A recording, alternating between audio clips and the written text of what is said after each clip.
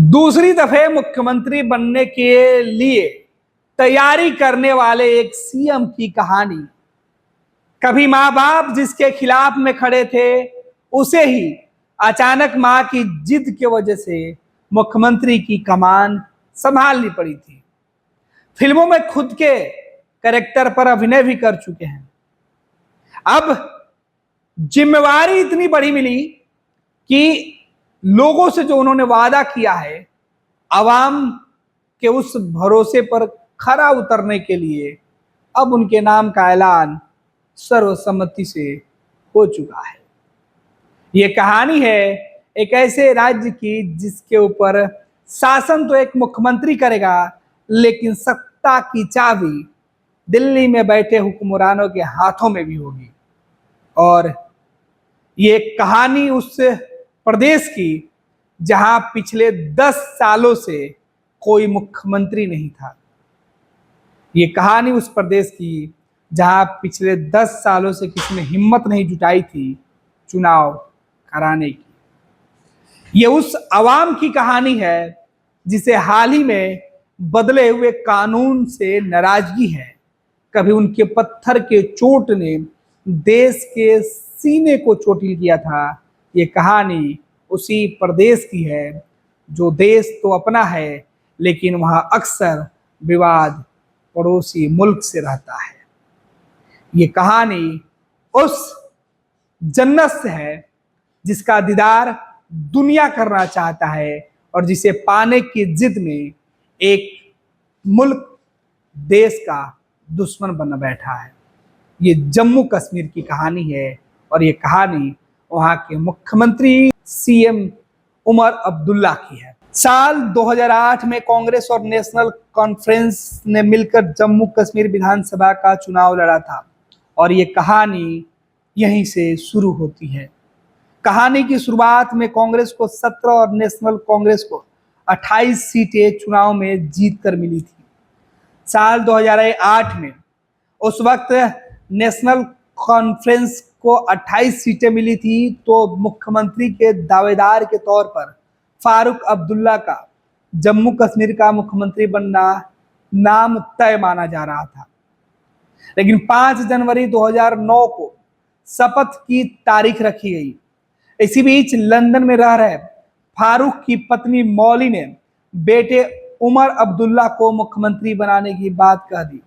फारूक साहब मान गए और इस तरह उमर अब्दुल्ला 38 साल की उम्र में जम्मू कश्मीर के सबसे युवा मुख्यमंत्री बन गए। और यहीं से कहानी शुरू होती है एक मुख्यमंत्री की जो आज फिर से उस प्रदेश की कमान सौंपने के लिए आगे बढ़ रहा है। एक समय था जब फारूक अब्दुल्ला और उनकी पत्नी मौली दोनों ही उमर के राजनीति में आने के खिलाफ थे। फारूक ने एक बार अपनी पत्नी मौली से पूछा था, अगर उमर राजनीति में आना चाहे तो। मौली ने उस बात को बीच में ही काटते हुए कह दिया था, ये असंभव है। एक इंटरव्यू के दौरान उमर बताते हैं कि करीब 8 साल तक बोर्डिंग स्कूल में रहे। साल के अधिकांश समय वो बाहर रहते थे। सुरक्षा कारणों के चलते उन्हें खुले तौर पर घूमने की आजादी नहीं थी। उमर को शुरुआत में राजनीति पसंद नहीं थी, वो पायलट बनना चाहते थे। वे कहते हैं कि उनकी हमेशा से तमन्ना रही कि वो जहाज में बैठकर आसमान की ऊंचाइयां छुए। हालांकि यह सपना सपना ही रह गया। उमर एक फिल्म की एक्टिंग भी की है। साल 2008 में आई फिल्म मिशन इस्तकाबुल में उन्होंने खुद यानी कि उमर अब्दुल्ला का किरदार निभाया था। उन्हें मोहम्मद रफ़ी और किशोर कुमार के गाने बेहद पसंद हैं। गैरी डेविड रॉबर्ट्स की किताबें सताराम उन्हें पढ़ना पसंद है। उमर अब्दुल्ला का जन्म राशफोर्ड एक्सेस इंग्लैंड में हुआ था। उनकी मां माली अब्दुल्ला ब्रिटिश महिला है जो पेशे से नर्स थी। उमर अब्दुल्ला के दादा शेख मोहम्मद अब्दुल्ला प्रमुख कश्मीरी नेता हुआ करते थे और राज्य के पहले प्रधानमंत्री थे। जम्मू कश्मीर के तत्कालीन महाराज ने उन्हें प्रधानमंत्री नियुक्त किया था। शेख अब्दुल्ला को शेरे कश्मीर कहा जाता था। उमर के दादा शेख अब्दुल्ला, उनके पिता फारूक अब्दुल्ला और उमर अब्दुल्ला जम्मू कश्मीर के मुख्यमंत्री रह चुके हैं। पिछले 10 वर्षों में उमर अब्दुल्ला की संपत्ति में लगभग 10 लाख रुपए की कमी आई है। साल 2014 में लोकसभा के चुनाव के दौरान उन्होंने शपथ पत्र में अपनी संपत्ति लगभग 65 लाख रुपए बताई है, जबकि साल 2024 में हुए विधानसभा चुनाव में उन्होंने अपनी कुल संपत्ति 55 लाख रुपए ही घोषित की है। मुख्यमंत्री जिसने अपने कैरियर को बीच में ही छोड़कर राजनीति में कदम रखी। कहा जा रहा है कि स्नातक की पढ़ाई के बाद उमर ने कुछ समय ओबराय होटल और आईटीसी में नौकरी की। इसके बाद एमबीए की पढ़ाई के लिए स्कॉटलैंड चले गए थे, लेकिन 1998 में लोकसभा का चुनाव लड़ने के लिए पढ़ाई बीच में छोड़कर लौट आए। पार्टी के टिकट पर चुनाव जीते और तब सबसे युवा सांसद बने।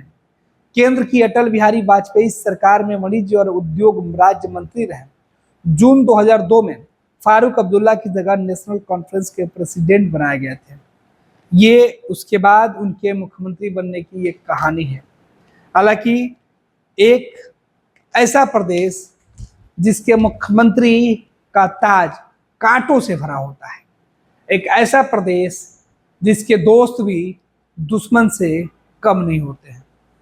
जम्मू कश्मीर रियासत में जिस तरीके से उसके इतिहास से लेकर अब तक सवाल उठते रहे हैं, उसके बंटवारे पर प्रश्न चिन्ह लगते रहे हैं और पाकिस्तान जो भारत का दुश्मन पड़ोसी मुल्क है, उसके बीच जो सरहदें, जो सीमा दौड़ती है, जो सरहदें की लकीरें हैं, वो लकीरें मुख्यमंत्री की कुर्सी पर बैठने के साथ किए गए वादों पर भी भारी पड़ता है। क्योंकि जम्मू कश्मीर में इस बार उमर अब्दुल्ला की पार्टी ने जो वादा किया है वहाँ की आवाम के साथ, उसमें उन्होंने कहा है कि केंद्र सरकार के द्वारा जो धारा 370 हटाने का फैसला किया गया था, उसे वो बहाल करेंगे। चुनाव में वादे तो लोक लुभावन होते हैं और इसी वादों का फायदा भी होता है। और इस बार ये वादा जम्मू कश्मीर के मुख्यमंत्री और उसके गठबंधन के सहयोगियों के लिए मुसीबतों वाला दिखाई पड़ रहा है।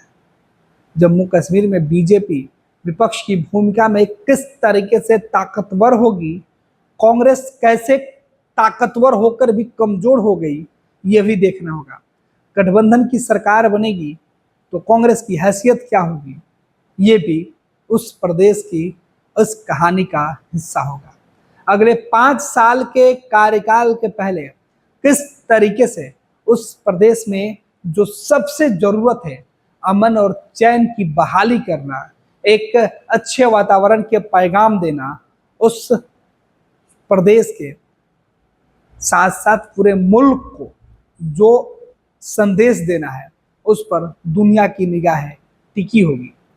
क्योंकि जिस जन्नत की हम बात कर रहे हैं वो दुनिया में स्वर्ग माना जाता है। लोग भारत की शान समझते हैं और उसी शान की एक कहानी है जहां वो फिर से मुख्यमंत्री की शपथ लेने तो जा रहा है, लेकिन इस शपथ की आंच जो है वो काफी तेज है, जो झुलसा भी सकती है और हीरो भी बना सकती है। अब देखना है कि उमर अब्दुल्ला इस बार मुख्यमंत्री बनते हैं तो किस तरीके से अपने कार्यकाल को वो पूरा करते हैं, क्योंकि वादे लंबे हैं और लोगों की उम्मीदें बड़ी हैं।